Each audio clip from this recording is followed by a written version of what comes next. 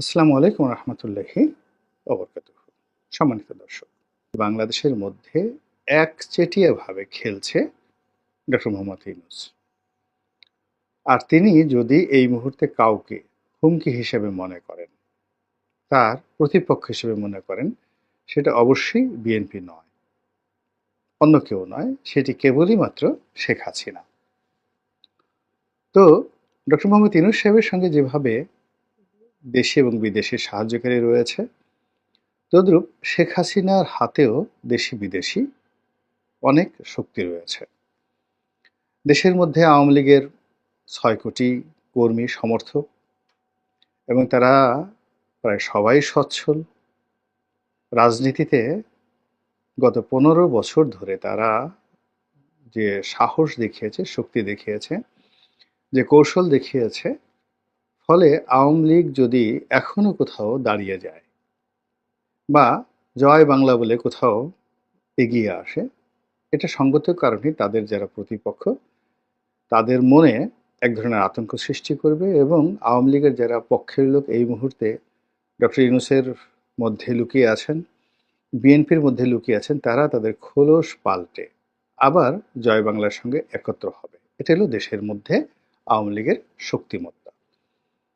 অন্যদিকে দেশের বাইরে গিয়ে শেখ হাসিনা এই মুহূর্তে যে দিল্লিতে রয়েছেন বা ইন্ডিয়াতে রয়েছেন, ভারতে রয়েছেন, সেখানে তিনি তার সকল প্রিয়জন এবং সাহায্যকারী তাদেরকে নিরাপদে তিনি সেখানে নিয়ে গেছেন, অথবা তারা সবাই নিরাপদে সেখানে পৌঁছে গেছেন।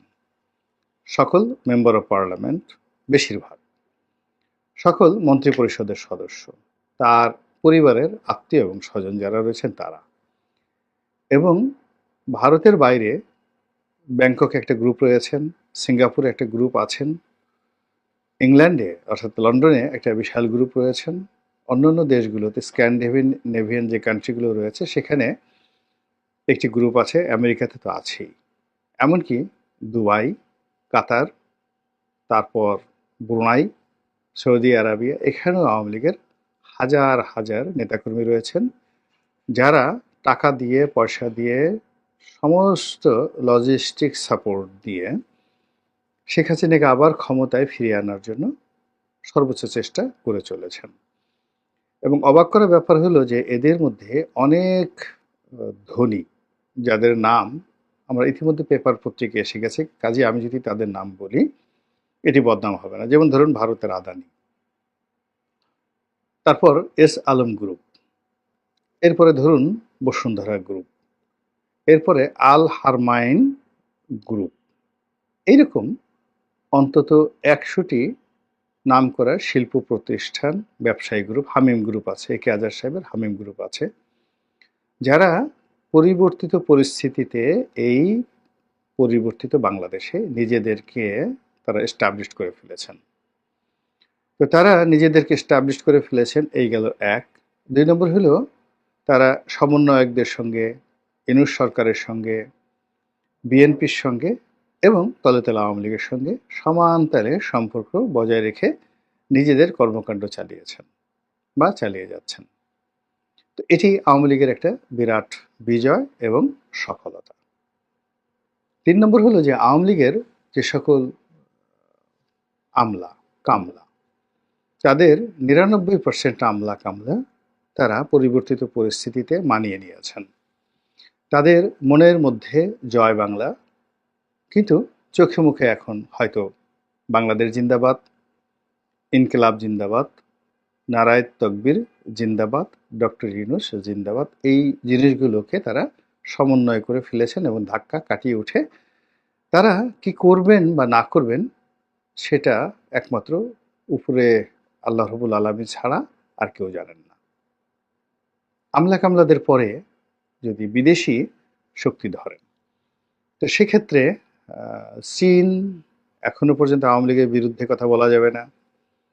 ভারত একেবারে আওয়ামী লীগের পক্ষে, যাকে বলা হয় কোমরে গামছা বেঁধে যেভাবে নেমেছে।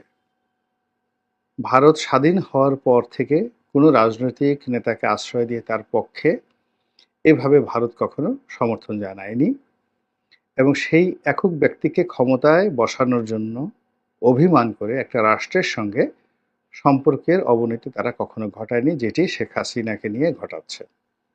এটি ভীষণ রকম বাংলাদেশের জন্য অ্যালার্মিং। এর কারণ হলো আমাদের চারিদিকে যে বলয় রয়েছে, সীমান্ত রয়েছে, সেখানে এই ভারতের যে কর্তৃত্ব, এই কর্তৃত্ব কেউ অস্বীকার করতে পারবে না। এবং ভারতের এই কর্তৃত্ব মোকাবেলা করার অবস্থা আমাদের অন্য কোনো বন্ধু রাষ্ট্রের আদৌ নেই। ভারতের সাথে যে সকল রাষ্ট্রের বন্ধুত্ব রয়েছে, যেমন ধরুন আমেরিকা, যেমন ধরুন রাশিয়া, তারা সবাই শেখ হাসিনার বন্ধু হবেন এবং পক্ষে আছেন। কাজেই ডক্টর মোহাম্মদ ইউনূসকে যদি খেলতে হয়, রাজনীতির খেলা খেলতে হয়, তাহলে তাকে শেখ হাসিনার সঙ্গে খেলতে হচ্ছে, আওয়ামী লীগের সঙ্গে খেলতে হচ্ছে, এবং এই বিপদ এবং বিপত্তি মাথায় রেখে কিন্তু তিনি এগোচ্ছেন। এটা হলো রূঢ় বাস্তবতা। এখন বাস্তবতা হলো যে এই রূঢ় বাস্তবতার প্রেক্ষিতে যে খেলা, রাজনীতির খেলা, সেই খেলায় আমরা যেটা দেখছি, জামাতের সঙ্গে বিএনপির দ্বন্দ্ব সংঘাত হচ্ছে, বিএনপির সঙ্গে অঙ্গ সংগঠনের দ্বন্দ্ব সংঘাত হচ্ছে, তারপর সমন্বয়কদের সঙ্গে বাকবিতণ্ডা হচ্ছে। আসলে এগুলো সবই ধোয়া ধোয়া ধোয়া। পর্দার আড়ালে মূলত যে জিনিসটি হচ্ছে সেটি হলো আওয়ামী লীগ চেষ্টা করছে জামাতের সঙ্গে, বিএনপির সঙ্গে, এমনকি ছাত্রদের সঙ্গে একটি সুসম্পর্ক স্থাপন করার জন্য, অথবা অ্যাটলিস্ট তাদেরকে নিউট্রাল করার জন্য। এবং এই জন্য আপনি দেখবেন যে এই যে যাদের বিরুদ্ধে টাকা পয়সা লেনদেনের অভিযোগ আসছে, এ প্রায় সবই বিএনপি মাইন্ডেড নয়, আওয়ামী লীগ মাইন্ডেড, যারা ব্যবসা বাণিজ্য করেন, ব্যবসায়ী গ্রুপ, তারাই টাকা দিচ্ছে। এমনকি যে সকল গোপন সংস্থা থেকে টাকা পাওয়ার অভিযোগ আসছে, সে সকল গোপন সংস্থার যে টাকা, এটা যে আওয়ামী লীগ থেকে আসছে না, এ কথা কিন্তু বলা যাচ্ছে না। আবার এই সকল কথা মুহূর্তের মধ্যে, অতি গোপনীয় কথা, এটি কয়দিন পরে আবার প্রকাশিত হয়ে যাচ্ছে। অর্থাৎ যারা টাকা দিচ্ছে, তারা, যাদেরকে টাকা দেওয়া হচ্ছে, তাদেরকে ব্ল্যাকলিস্টেড করার জন্য আবার এই জিনিসগুলো প্রকাশ করে দিচ্ছে। কাজে এখানে আওয়ামী লীগ খেলছে। তো আওয়ামী লীগ যে খেলছে, সেই খেলার ক্ষেত্রে আমরা যা দেখছি সেটা সত্য নয়, কিন্তু এর বাইরে আরো অনেক কিছু এখানে ঘটে চলেছে। তো সেই দিক থেকে ডক্টর মোহাম্মদ ইউনূসকে শেখ হাসিনার আগামী দিনে রাজনীতির পুনর্বাসন, তার রাজনীতির আক্রমণ, তার রাজনীতির কৌশল এবং রাজনীতির প্রত্যাবর্তন, এটিকে মাথায় রেখে কিন্তু তাকে এগোতে হচ্ছে, এবং দেয়ার ইজ নো ওয়ে। এর বাইরে তার কোনো বিকল্প পন্থা নেই, ব্যবস্থা নেই। পুরো পরিস্থিতি এমন অবস্থায় চলে গেছে যে যদি ইলেকশন হয়, সেখানে আওয়ামী লীগ একটা ফ্যাক্টর, আর ইলেকশন যদি নাও হয়, তবু আওয়ামী লীগ ফ্যাক্টর। এবং যা কিছুই করা হচ্ছে, সবকিছু আওয়ামী লীগের পক্ষে চলে যাচ্ছে। আপনি যদি আওয়ামী লীগকে নিষিদ্ধ করেন, আওয়ামী লীগের পক্ষে চলে যাচ্ছে। আওয়ামী লীগের যদি ইলেকশনে অংশগ্রহণ করতে দেন, তা আওয়ামী লীগের পক্ষে চলে যাচ্ছে। আওয়ামী লীগের একটা গালি দেন, তা আওয়ামী লীগের পক্ষে চলে যাচ্ছে। আওয়ামী লীগ সম্পর্কে যদি কোনো কথা না বলেন, তাও আওয়ামী লীগের পক্ষে চলে যাচ্ছে। মানে কোনো অবস্থাতেই যে যুদ্ধটা বা খেলাটা ডক্টর মোহাম্মদ ইউনূস ভার্সেস বিএনপির মধ্যে সীমাবদ্ধ রাখা যাচ্ছে না। এটা বারবার ঘুরে ঘুরে ঘুরে ঘুরে দিল্লিতে যাচ্ছে, ঘুরে ঘুরে মোদির দিকে চলে যাচ্ছে। এখন এই যে যুদ্ধ, এই যুদ্ধে কে জয় লাভ করবে? এখন আমরা ডক্টর মোহাম্মদ ইউনূসকে যতটুকু জানি, তিনি হিজ এ ফাইটার, এতে কোনো সন্দেহ নেই। তার জীবনে তিনি আজ যত দূরে এসেছেন, কৌশল করে এসেছেন, পরিশ্রম করে এসেছেন, তারপর বুদ্ধিমত্তা খাটিয়ে এসেছেন। তার জীবনের অনেক পরাজয় আছে, অনেক বেদনা আছে, কিন্তু তারপর তিনি বিজয়ী, এটি সত্য। আবার শেখ হাসিনার ক্ষেত্রে এটি আরও নির্মম। অর্থাৎ তিনি একেবারে মৃত্যুর মুখে দাঁড়িয়ে, জল্লাদের তলোয়ারের নিচে দাঁড়িয়ে তিনি অট্ট হাসি দিয়েছেন। তারপরে সেখান থেকে বের হয়ে এসে তিনি বিজয়ের মাল্য ধারণ করেছেন। আপনি ২১শে আগস্টের গ্রেনেড হামলার কথা চিন্তা করেন, কিংবা এইবার যে তার যে দিল্লি যাওয়া, এই ঘটনা চিন্তা করেন, তারপরে তার বাড়িতে ৩২ নম্বরে যে আক্রমণ হয়েছে সেটা চিন্তা করেন। সব মিলিয়ে তার পুরো জীবনটাই হলো তিনি তলোয়ারের ফলার উপরে দাঁড়িয়েছেন, অথবা তলোয়ার সবসময় তার ঘাড়ের উপরে ছিল, হলকমের উপরে ছিল। এবং এইগুলো করেই তিনি একবার নয়, দুইবার নয়, বহুবার সে ৭৫-এর ১৫ই আগস্ট থেকে আজ অবধি, আরও আগে, ইভেন ১৯৭১ সনে তার জীবন হুমকির মধ্যে ছিল। তো এই জিনিসগুলো, অর্থাৎ বিরূপ একটা পরিস্থিতি মোকাবেলা করতে করতে করতে করতে তিনি এখন বলতে গেলে একটা লৌহ মানবী নয়, প্ল্যাটিনাম মানবী হয়ে গেছেন। তাও না, হীরক মানবী হয়ে গেছেন, অর্থাৎ সবচেয়ে শক্ত মনের একজন মানবী হয়ে গেছেন। তাকে কাটার জন্য, ধ্বংস করার জন্য আরেকটি হীরক লাগবে। আপনি অন্য কোনো কিছু দিয়ে, লোহা দিয়ে বা অন্য কোনো ইস্পাত দিয়ে আপনি তাকে কাটতে পারবেন না। এর কারণ হলো তার ঘনত্ব, তার জীবনের যে ঘনত্ব কোন পর্যায়ে পৌঁছে গেছে একমাত্র সেই বুঝতে পারবে। আমি নিজে অবাক হয়ে যাই যে তিনি এখন যে অবস্থাতে দিল্লিতে রয়েছেন, আমি যদি হতাম, আমি তো কথাই বলতে পারতাম না। প্রথমত আমি লজ্জা পেতাম, আমার শরম লাগতো, তারপর আমার অনুতাপ হতো, এরপর আমি অভিমানী হতাম, আমি কষ্ট পেতাম, আমি কান্নাকাটি করতাম, তারপরে শেষে আমি ঘুমের ট্যাবলেট খেতাম এবং আমার কণ্ঠের মধ্যে কোনো যাকে বলা হয় দৃঢ়তা থাকতো না। কিন্তু শেখ হাসিনাকে আমরা কি দেখছি?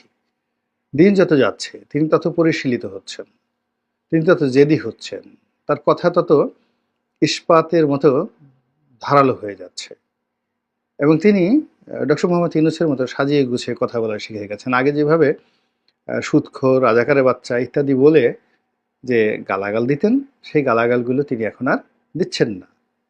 তিনি যে সাম্প্রতিক অডিও ফুটেজে যে সকল তার বক্তব্য আমরা শুনতে পাচ্ছি, তিনি খুব ধীর স্থিরভাবে ডক্টর মোহাম্মদ ইউনূসকে ছোট করার জন্য, তার সরকারকে দায়ী করার জন্য এবং তার নিজের পক্ষে সাফাই গাওয়ার জন্য যে ভাষা ব্যবহার করছেন, এটি তার মুখে আমি জিন্দিগিতে কখনো শুনিনি। শেখ হাসিনা মিন্স ধরো, মারো, কাটো, ওর পাঞ্জাবি খোলো, ওকে জুতো মারো, ওকে গুম করো, তারপরে শেষে ওকে একটু ট্রিটমেন্ট দিয়ে দাও, ওর বাড়িঘর ভেঙে ফেলো।